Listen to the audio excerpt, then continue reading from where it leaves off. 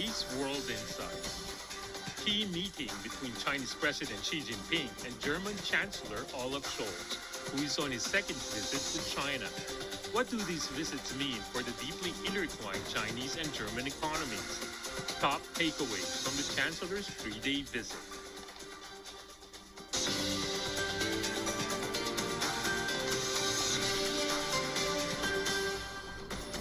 Welcome to World Insight. I'm Tian Wei. Chinese President Xi Jinping met with German Chancellor Olaf Scholz on Tuesday in Beijing. Xi Jinping stressed the importance of cooperation among major countries.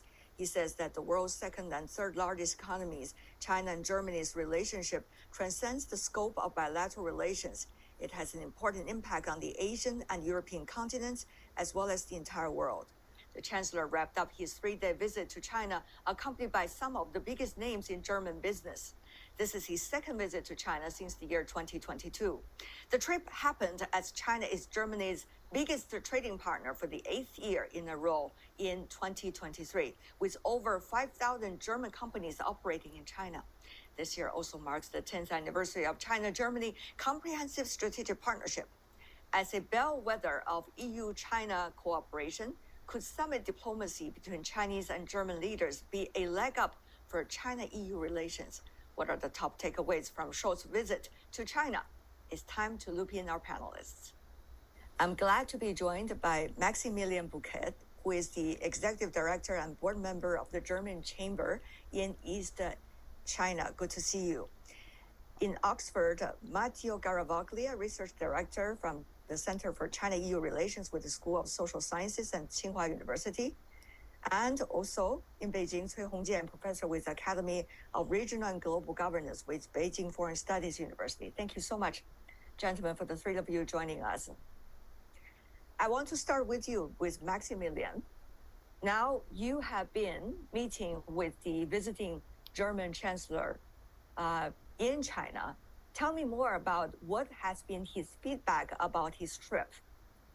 Indeed, I could meet the Chancellor yesterday, and I was positively surprised how well informed he is about the Chinese market and the German business in China, and also how important the Chinese market is for us when it comes as a supplier market, a demand market, but also an innovative place for us to be. He seemed to understand that quite well. He came to a time where our companies are quite uncertain about many things. There is the weakness in the Chinese market, but also there are global tensions. And he gave us the impression that he is on our side and that he understands what business needs. And be it, for example, when it comes to the EU tariffs, which are in discussions, where he gave us a clear sign that he will make himself strong to keep our markets open, because that's what we need.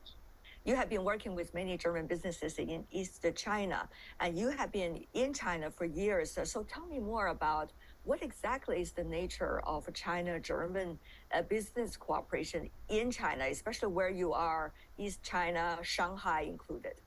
Actually, I work with German companies in whole China, and I think the story is always the same, that they understand that the market is quite fast and that there is a lot of speed going on into the market, and that they have to adapt to that, and they also benefit for it. Most of the German companies say if they want to be competitive on the global markets, they have to be competitive in China, and that's what they are working on. We are a strong believer in innovation, and those innovations have to be in partnerships. So we have to open up a little bit our both systems, the Chinese and the German system, so that we can find good solutions, right? The Chinese are very strong in digitalization, in data management, in artificial intelligence, in building platforms, and German companies are very strong in product quality, in innovation itself. And there are, of course, joint ventures where we could utilize these potentials, not only in the automotive industry, but also in the manufacturing, in the chemical industry, in the electronic industry.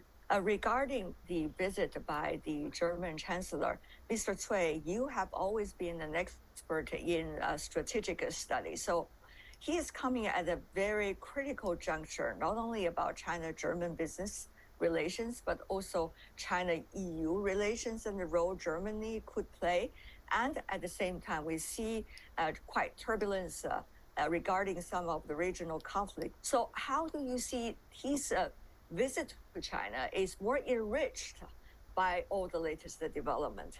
I think on the different levels, certainly there will be some mutual demands for both sides. For example, on bilateral level, I think Chancellor should try to continue his exchange and engagement with China after the first time visit by himself. On regional level, we can find out both two leaders, I mean Chancellor Scholz and President Xi, they try to look for some more, common ground on some difficult issues, including Ukraine and also Middle East crisis and some other. I think it shows the real context for this strategic partnership. For the future, both China and Germany, they could take some more responsibilities, even at a global level. As you know now, it's a time full of uncertainties and instabilities. I think both China and Germany, we need to get some more, joint efforts. Mr. Bouquet, if you look at the statement being put out, the readout from the Chinese side regarding the meeting between the German Chancellor and the Chinese President on Tuesday, you would find a tremendous amount of the paragraphs being devoted to the two conflicts, whether it's Russia-Ukraine or the issue of the Middle East. So how do you see the business interest and interactions between the two countries vis-a-vis the other strategic and geopolitical issues here? I have not yet mentioned the relations between China and the United States, and both are seeing Germany as a partner. The position Germany has towards all the conflicts quite clear, right? We are asking everyone to calm down and go into negotiations. And of course, the business is quite influenced by geopolitical tensions now, which is quite new for us in this state. So, of course, when Scholz comes to China, this is one of the major parts, besides the business relations we are having, that we get aligned also in a political perspective. Mr. Garavaglia, your observation? I think there's two parts in terms of answer. One is a quid pro quo there. On the long term, on the strategic term, I think the relationship in economic terms between Europe and China and Germany and China is far more likely to blossom if from the European side there will be a perception that China is using its leverage in political terms, for instance, in the conflict in Ukraine. So that's where a political opening can give us an economic opening. On the other hand, there's another challenge that is more a European challenge. Germany came, and Chancellor Scholz came to China fairly united with a clear purpose, I would say. However, within Europe, there are divisions in that respect. You have the German position, but on the other hand, countries like France, the Netherlands, Italy, Spain, for a variety of very different reasons, have taken a much more critical approach. And Germany will have to resolve that disagreement with its own European partners. Mr. Butek, even within Germany, there are different views about China. For example, the earlier policies regarding China has been partner, competitor, and even systematic rival. Of course, China did not agree with that nature, which were in the German document. So how do you see Germany is within itself reconciling the different perspectives about China, and also, of course, between Germany and other European partners who are all having their own different sets of priorities? I think the majority of Germans, they are not really too much involved into that, right? So we only can speak here about the business community. And there are some companies which are heavily exposed to the Chinese market. So, of course, they have a different opinion about China than those who are not in China at all and only see Chinese companies as competitors on the global markets, right? So, and I believe that the democratic dialogue in Germany is also okay. It's good that different parties can exchange their opinions.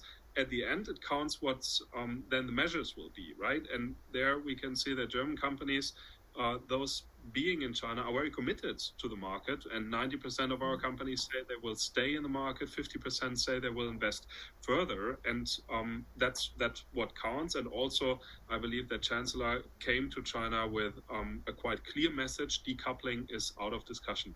Mr. Cui, also from China's perspective, there has been demands about further opening of the market.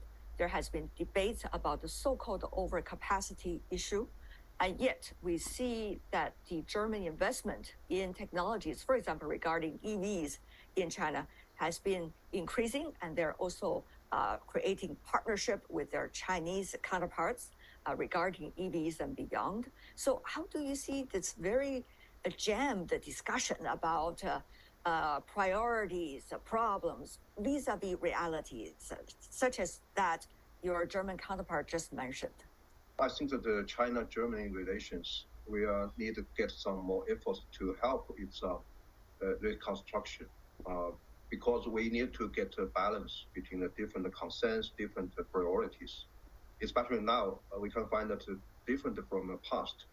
Now, the German side is trying to reduce the influence and also even the percentage of economic trade cooperation in the relations with China. And the German side tried to raise the issue more and more about the so-called security and the value or some other.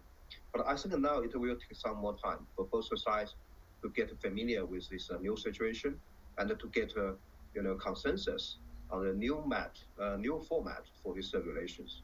But at the same time, I think that for some concrete issue, including the overcapacity or some other, I think the value of this visit and also this face-to-face exchange between two leaders will give a very, very big opportunity to help both sides to have the right understanding and to avoid any misunderstanding. Because, for example, for this overcapacity issue, from Chinese perspective, it's not the issue of so-called subsidies.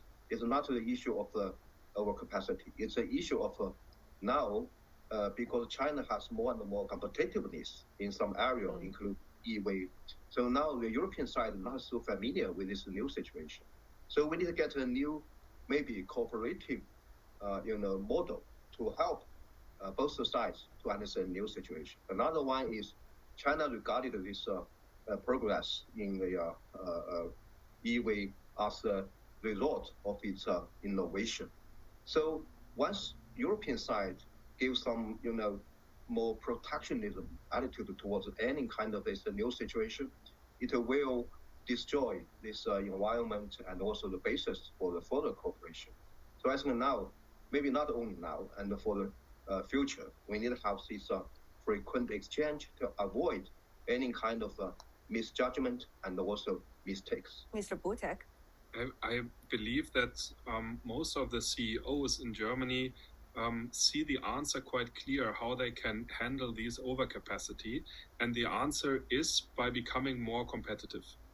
Yeah, this is out of question, because even though in the theoretical case that we close the European markets, we are still dependent on the global markets, right? And looking at the global south, etc. So we have to be able to be competitive in order to win our desire to continue our business globally. And that's what the companies are doing. So the discussion is more on a political level, and you know that most of the German OEMs made a clear statement they are against these probes. They want the European market being open for the Chinese OEMs, because we want to keep our opportunities here in China open.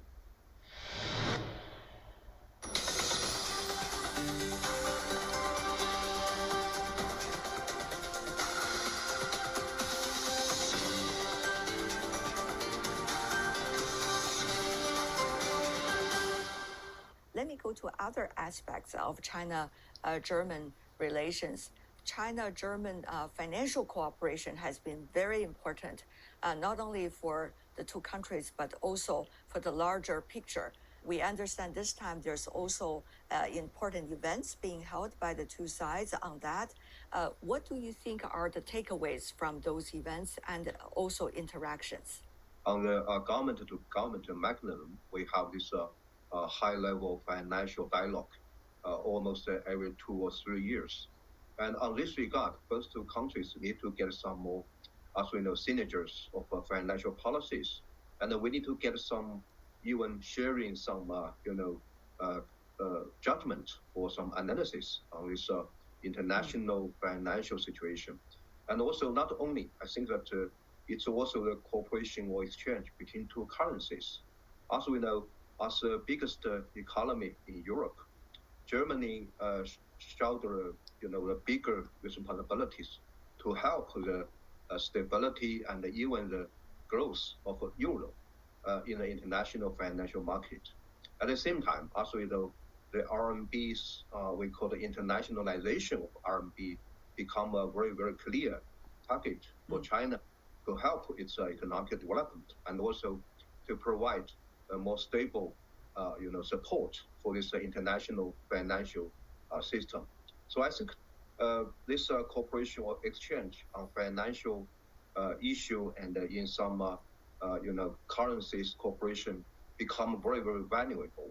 As we know now, Germany become one of the major partner with China to have this, as we know, this a broader data market of RMB or some other.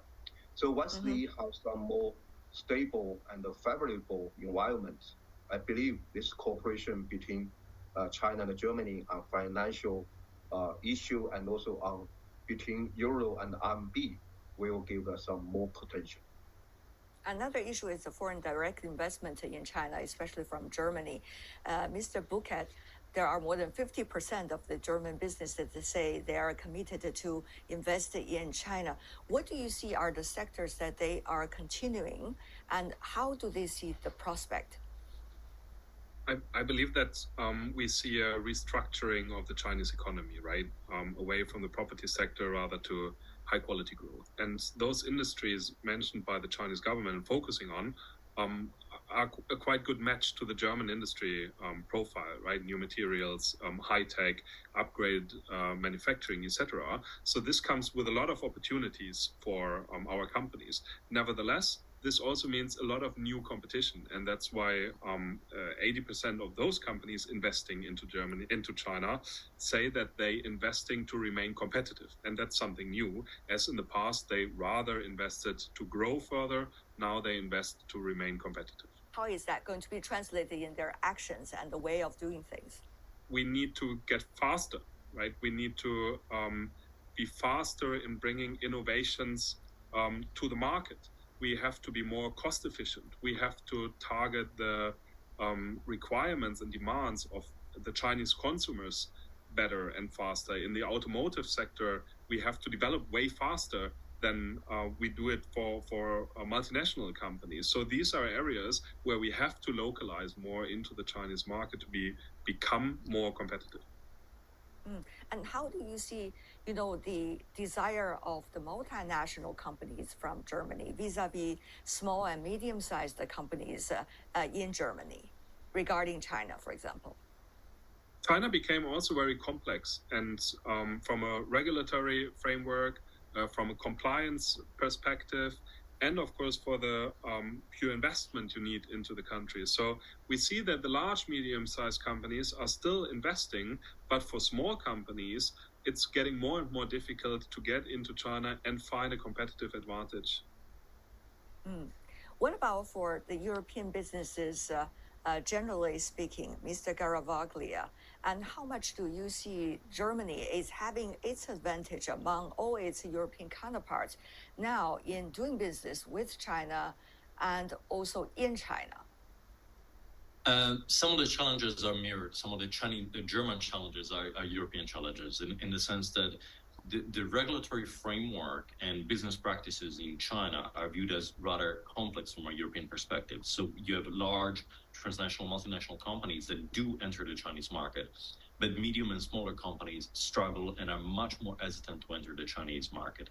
So this will be certainly a question mark or something that we'll have to look at over the coming years and to see to what extent the environment will be facilitating more the entry within the Chinese market of medium and smaller size companies. That is, and this is something that affects not only German industry but all of European industry. The other issue, a little bit, I think that has to be looked at is this transition of the Chinese economy and how that will impact Europeans.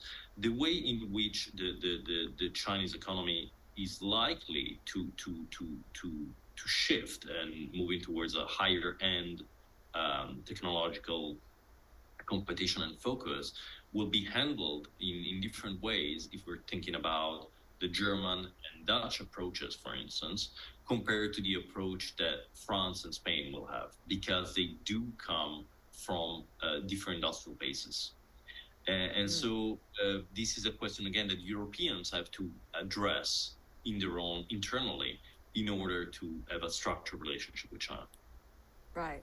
Having said that, though, Mr. Cui, of course, the Chinese businesses, when they're going to go to Germany and Europe at large, they also want to have a fair environment. According to the latest readout about the meeting between the Chinese president and the German chancellor, the Chinese president suggested China will stick to the opening up as the basic national policy, but also hope Germany will provide fair, transparent, open, and non-discriminatory business environment for Chinese businesses when they are going to Germany. Now, how do you read this sentence out of the statement from the Chinese side?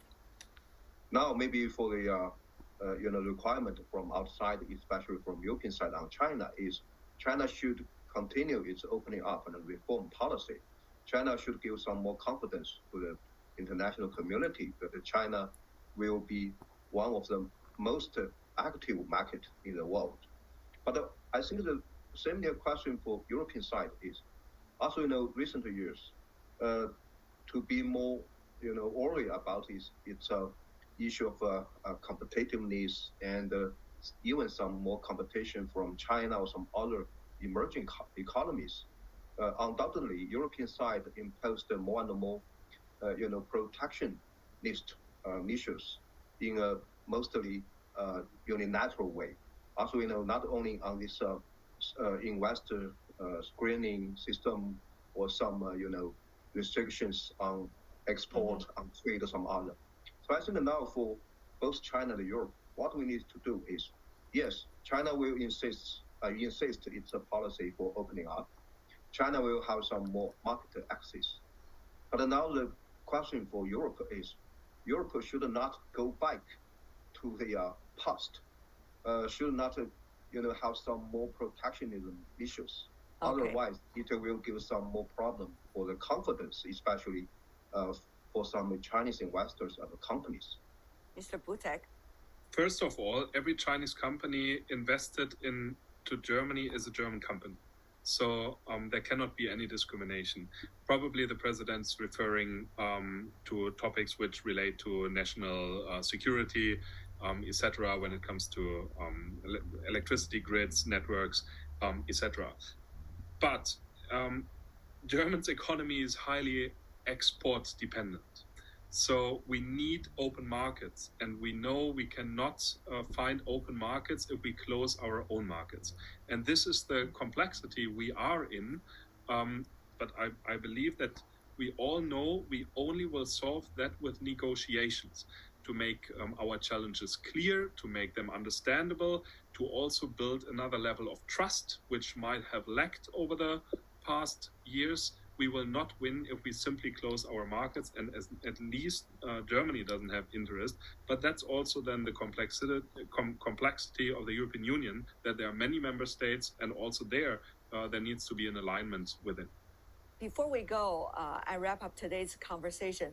Tell me, what do you think are the major takeaways?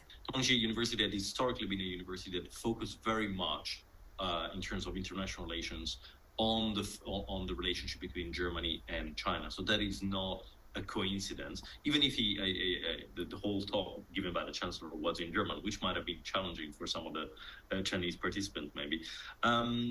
I think this goes towards a renewed effort to try to facilitate exchanges.